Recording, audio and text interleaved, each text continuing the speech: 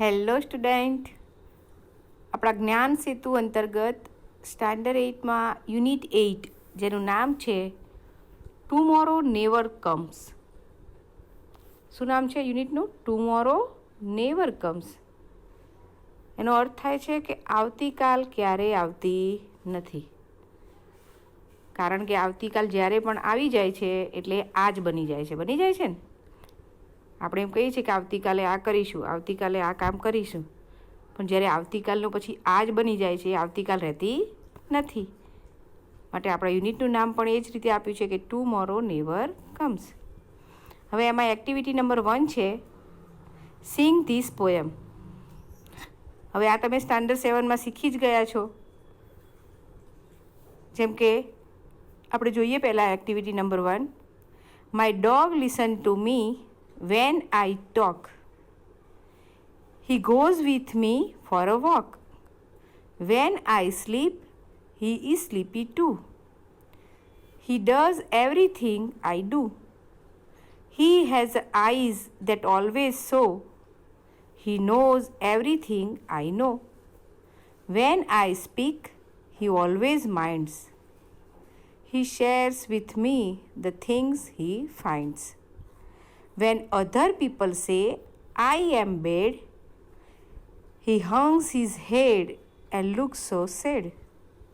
He cuddles up and licks my hand and tells me he can understand. આ જે activity એટલે કે આ પોયમ આપી છે જેમાંથી આપણે બહુ બધા રાઇમિંગ વર્ડ્સ નીકાળવાના છે. બરાબર, તમને લોકોને આવડે જ છે રાઇમિંગ વર્ડ્સ, કારણ કે આપણે 6માં પણ શીખ્યા છીએ અને 7થમાં પણ શીખ્યા છીએ. રાઇમિંગ વર્ડ્સ એટલે કે એવા શબ્દો કે જેનો ઉચ્ચાર બોલવામાં જેનો તાલ સરખો આવતો હોય, જેમ કે કેટ, ફેટ, બેટ લાગે છે ને. તો એ જ રીતે આ જે રાઇમ આપી છે એમાંથી આપણે રાઇમિંગ વર્ડ શોધવાના છે, અને એ રાઇમિંગ વર્ડ્સ તમારે શોધીને નીચે જે એક્સરસાઇઝ આપી છે એમાં લખવાના છે. મેં અહીંયા ઓલરેડી લખી દીધા છે.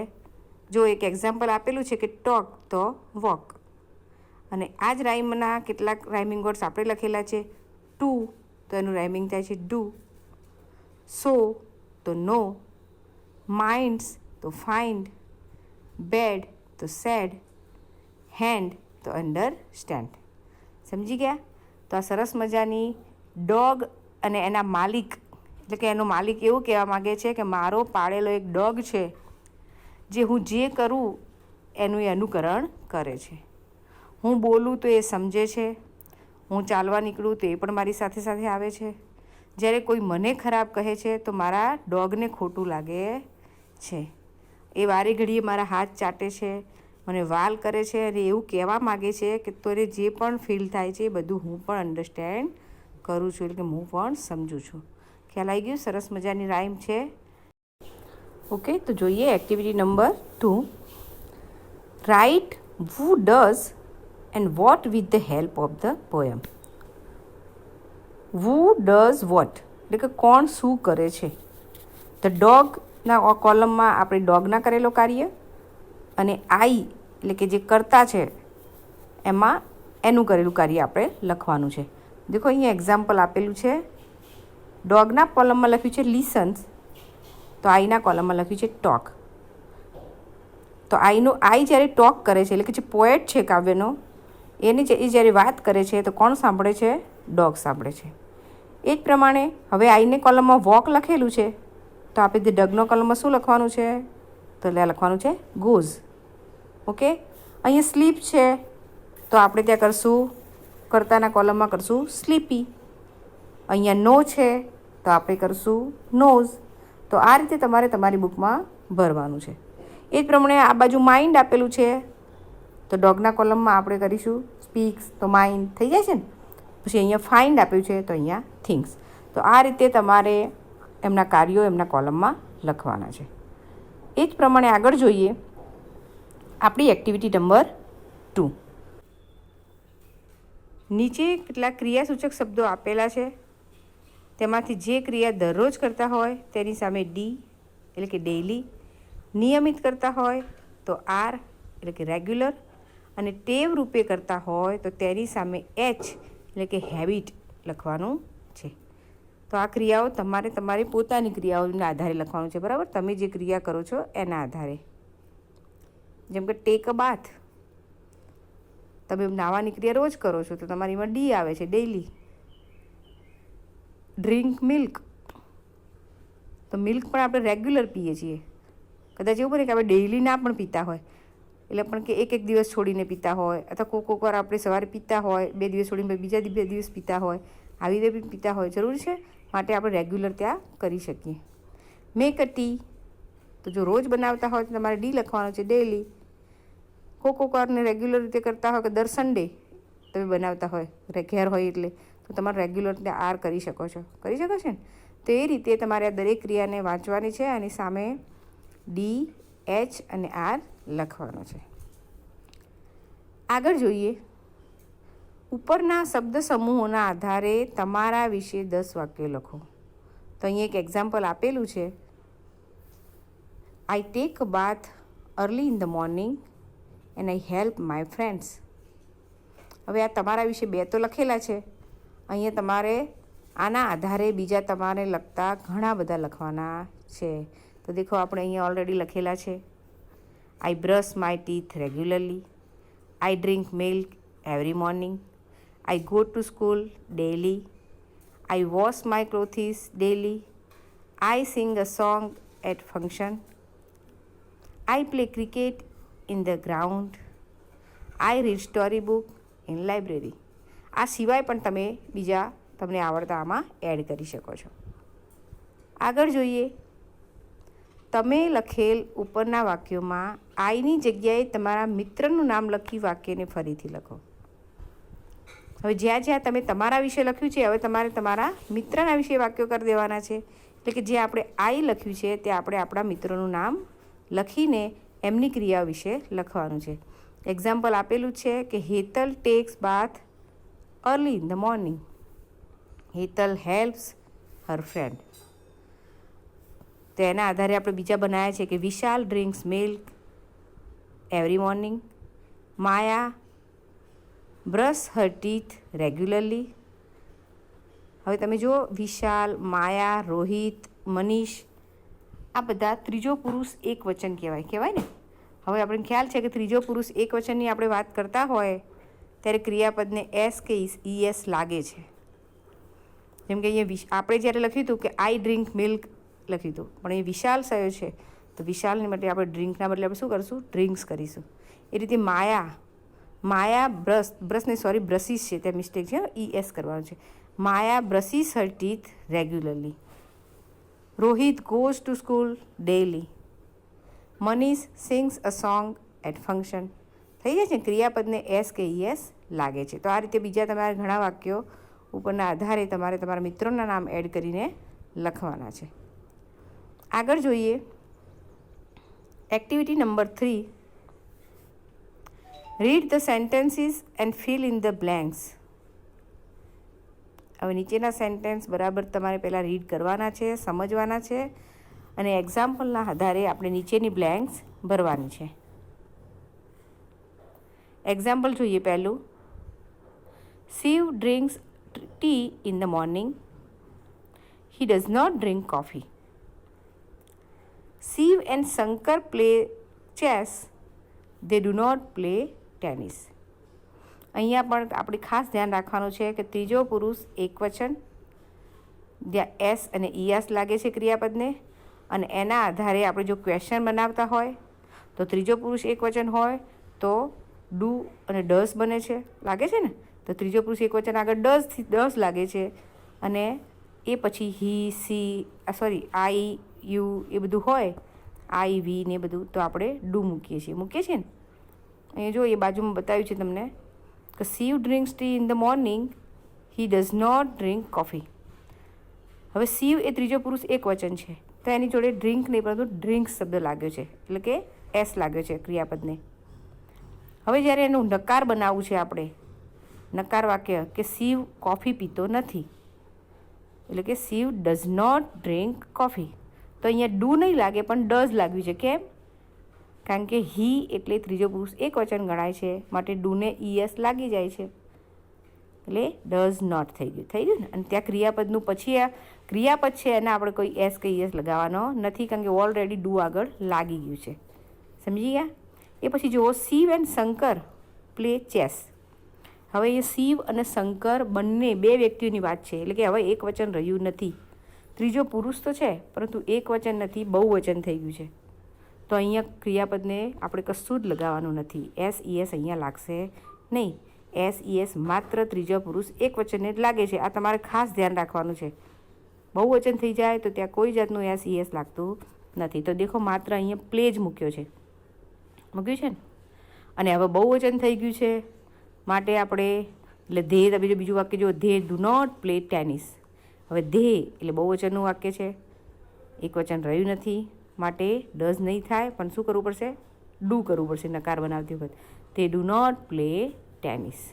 ખ્યાલ આવી ગયો? તો હકાર વાક્યનું જ્યારે નકાર કરવાનું હોય અને એમાંય સાદો વર્તમાનકાળનું વાક્ય હોય તો ખ્યાલ રાખવાનો કે સાદો વર્તમાનકાળના વાક્યો છે અને ત્રીજો પુરુષ એક વચન હોય તો ડઝ લાગશે.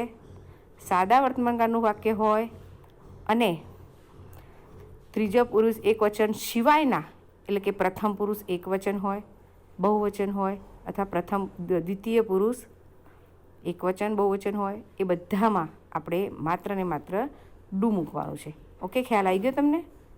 હવે એના આધારે આપણે નીચેની ખાલી જગ્યાઓ જોઈએ. Shankar prepares lunch for Shiv. અહીં જો શંકર એ ત્રીજો પુરુષ એક વચનમાં આવે છે, એટલે કે હીમાં આવે છે ને. તો અહીંયા પ્રિપેરની જગ્યાએ પ્રિપેર્સ કરી દીધું, પાછળ એસ લાગી ગયો છે. હવે આપણે એને નકાર વાક્ય બનાવવાનું છે. તો ખાલી જગ્યાઓ તમારે ભરવાની છે જે બાજુમાં આપી છે એના આધારે. શિવ ખાલી જગ્યા not prepare lunch for Shankar. તો અહીંયા ડઝ થયું ને, બધા ત્રીજો પુરુષ એક વચન છે માટે. Chandrika ma'am teaches us English. Chandrika ma'am એ પણ ક્યાં આવ્યું? ત્રીજો પુરુષ એક વચનમાં, સીમાં. તો અહીંયા પણ ડઝ લાગશે નકાર બનાવતી વખતે. She does not teach us science. Okay, એ જ પ્રમાણે નંબર 3માં જુઓ, students read magazine in the library. હવે સ્ટુડન્ટ્સ શબ્દ છે, બહુવચન થઈ ગયું છે, ત્રીજો પુરુષ બહુવચન થયું છે માટે હવે ક્રિયાપદને ઈએસ લાગશે નહીં અને માત્ર ને માત્ર આપણે ડુ જ મૂકવાનું છે. એટલે they do not read text books. Shreya sings bhajan in the morning. તો Shreya does not sing in the evening. ખ્યાલ આવ્યો? શ્રેયા ત્રીજો પુરુષ એક વચન છે. Children runs in the playground. તો ચિલ્ડ્રન એ પણ બહુવચન શબ્દ છે માટે they do not run on the road. Okay, તો તમને ખ્યાલ આવી ગયો હશે કે કઈ જગ્યાએ ડઝ મૂકવાનું છે ને કઈ જગ્યાએ ડુ મૂકવાનું છે. આગળ જોઈએ, નેક્સ્ટ આપણી એક્ટિવિટી છે activity number 4. Read the following paragraph and answer the question. હવે સ્ટાન્ડર્ડ 7માં પ્રથમ સત્રમાં આપણે યુનિટ 3 જોઈ ગયા. તમે ભણી રહ્યા છો શિવ એન્ડ શંકર નામનો યુનિટ આવતો હતો ને, તો એમાંથી જ એક થોડું પેરેગ્રાફ પેસેજ અહીંયા લીધેલો છે. તો આપણે એને સમજવાનો છે અને એના આધારે એક્સરસાઇઝ ભરવાની છે. Mister Shiv Vasavada is a scientist. He has a very dear friend name Shankar. They live and work together. Look at their photographs. The man with a mustache is Shiv Vasawada. Yes, Shiv has a mustache and Shankar has not. હવે તમે જો ફોટોગ્રાફમાં જુઓ, બે વ્યક્તિઓ બતાવ્યા છે, એક શિવ છે અને બીજો શંકર છે. અને અહીંયા કીધું છે કે જે માણસ ચિત્રમાં જે માણસની મૂંછ બતાવી છે એ મિસ્ટર શિવ છે અને જે પોતે સાયન્ટિસ્ટ છે. અને બાજુમાં એમનો ફ્રેન્ડ છે જેનું નામ શું છે? Shankar. Shiv gets up early in the morning. He practice yoga for an hour. Shankar does not practice yoga. He makes tea and breakfast for Shiv. Shankar does not take tea, coffee or breakfast. Shankar tea, coffee કે breakfast કશું કરતો નથી, પણ માત્ર શિવ માટે સવારે બનાવે છે. શિવ યોગા કરે છે, નાસ્તો કરે છે, પણ શંકર આમાંનું કશું કરતો નથી. Around 10 AM they leave their house. They go to the laboratory. It is 15 kilometers away from their home. Shankar drives the car and he never breaks traffic rules. હવે એક્ઝેક્ટ 10 વાગે છે સવારે, એટલે બંને પોતાએ ઘરેથી નીકળી જાય છે અને ક્યાં જાય છે? લેબોરેટરીમાં જાય છે, જે એમના ઘરેથી 15 કિલોમીટર દૂર છે. કાર કોણ ચલાવે છે? તો શંકર ચલાવે છે, અને એટલા જ નિયમોનું પાલન કરીને કે ક્યારેય ટ્રાફિક રૂલ્સ તોડતો નથી. Shiv likes music, he says play Vaishnavjan તો તેને રે કહીએ, and the Shankar start singing. જેવો શિવ બોલે છે કે પ્લે વૈષ્ણવજન તો તેને રે કહીએ, એટલે તરત શંકર ગાવાનું શરૂ કરી દે છે. And Shankar start singing, he can do both the things together without any mistake. He is a good driver and a good singer too. બંને કાર્યો એટલે કે ગાડી ચલાવવાનું કાર્ય અને સાથે સાથે ગાવાનું કાર્ય બંને શંકર સાથે કરે છે, કોઈ પણ જાતની મિસ્ટેક વગર. ઓકે, આગળ જોઈએ. In the laboratory, Shiv prepares a new type of robot. The robot will help the children with their study and play, and he will never be angry with them. Shankar helps Shiv in the experiment. He is a good helper. He also prepares lunch for Shiv. Shankar is a good cook too. હવે લેબોરેટરીમાં જઈને શિવ શું બનાવે છે? તો એક અલગ જ ટાઈપનો રોબોટ બનાવી રહ્યો છે, જે બાળકોને એમના ભણવામાં અને રમવામાં હેલ્પ કરે, જે બાળકો ઉપર ક્યારેય ગુસ્સો ના કરે એવો રોબોટ શિવ બનાવે છે. પણ શંકર એને હેલ્પ કરે છે. એ શિવ માટે લંચ પણ તૈયાર કરે છે. તો શંકર એક સારો રસોઈયો પણ છે. તો શંકર શું શું કરે છે? એક તો ગાડી ચલાવે છે, સાથે સાથે ગીત પણ ગાઈ શકે છે, એક સારો સિંગર પણ છે, અને રસોઈ પણ બનાવે છે. એનો મતલબ સારો એક કૂક પણ છે.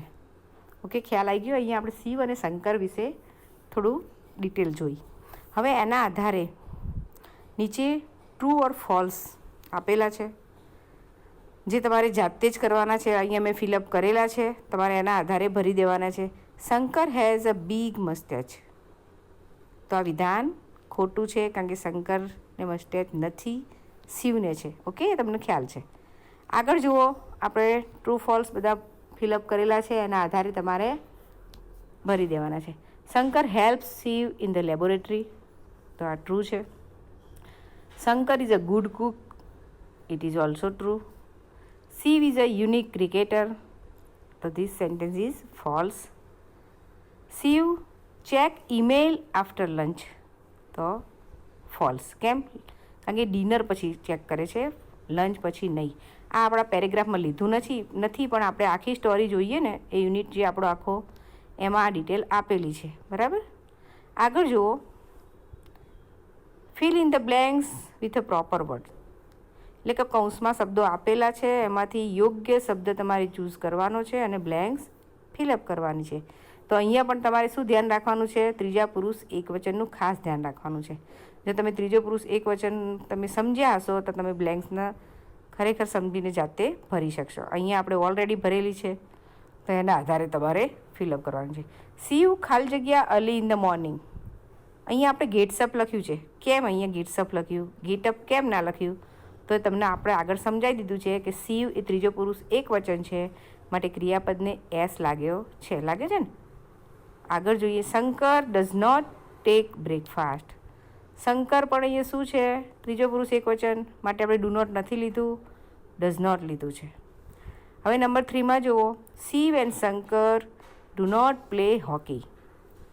અહીંયા શિવ અને શંકર બંનેની વાત થાય છે, એનો મતલબ એકવચન નથી રહ્યું, હવે બહુવચન થઈ ગયું છે, માટે આપણે ડઝ નોટ ના લઈ શકીએ. અહીંયા આપણે ડુ નોટ લીધું છે. The robot does not eat food. તો અહીંયા ધ રોબોટ એટલે કે એક રોબોટની જ વાત થાય છે, જે ત્રીજો પુરુષ એકવચન થઈ ગયું, માટે આપણે ડઝ લીધું છે. They go to laboratory by their car. તો અહીંયા ધે એટલે પાછું બહુવચન થઈ ગયું, તો બહુવચનમાં પાછું આપણે શું લેવાનું છે? ક્રિયાપદને કશું લાગતું નથી, માટે go to.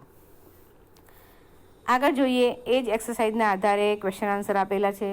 Answer the following. તો ફર્સ્ટ ક્વેશ્ચન આપેલો છે કે વુ ઇઝ સાયન્ટિસ્ટ. તો તમને ખ્યાલ છે કે બેમાંથી સાયન્ટિસ્ટ કોણ હતું? તો mister Shiv Vasavada is a scientist. Second, who makes breakfast. Breakfast કોને બનાવતું હતું? તો Shankar makes breakfast. Number 3, does Shankar take tea? તો no, Shankar does not take tea. Shankar ચા પીતો હતો નહીં, કારણ કે શંકર શું છે? રોબોટ છે. તમે આખી સ્ટોરી આપણે અહીંયા આપી નથી, પણ ખરેખર આખી જોઈએ તો શંકર કોણ છે? એક રોબોટ જ છે, જે કશું ખાતો પીતો નથી. રોબોટ અમે કશું ખાય નહીં, એને ચાર્જિંગની જરૂર પડે. તો આખી સ્ટોરીનો જ્યારે એન્ડ આવે છે ને, આપણે જ્યારે તમે 7th સ્ટાન્ડર્ડમાં ભણી ગયા છો, શંકર રોબોટ છે જે કશું ખાતો પીતો નથી, પણ બધું કામ કરે છે અને પોતાની જાતને રાત્રે ચાર્જ કરે છે. Number 4, where does Shiv work? તો Shiv work in laboratory. Who prepare lunch? Lunch કોણ તૈયાર કરે છે? તો શંકર પ્રિપેર લંચ. ઓકે, આગળ જોઈએ. ઉપરના ફકરામાંથી નીચેના વિધાનો જેવા અર્થવાળા વિધાનો શોધીને લખો. એક્ઝામ્પલ છે, Shankar always follow the traffic rules. હવે આ જે એક વિધાન આપ્યું છે એના જ મિનિંગવાળું વિધાન આપણા પેરેગ્રાફમાં છે. જેમ કે he never break the traffic rule, તો એનો મિનિંગ તો એ જ થયો ને. તો આપણે એ વિધાન ફકરામાંથી શોધીને અહીંયા લખવાનું છે. તો અહીંયા 5 સેન્ટેન્સ આપેલા છે અને એવા જ મિનિંગવાળા સેન્ટેન્સ આપણે આપણા પેરેગ્રાફમાંથી શોધવાના છે અને તમારે નીચે લખવાના છે. તો અહીંયા મેં ઓલરેડી લખેલા છે. જો Shankar can Cook good, Shankar સારી રસોઈ બનાવી શકે છે.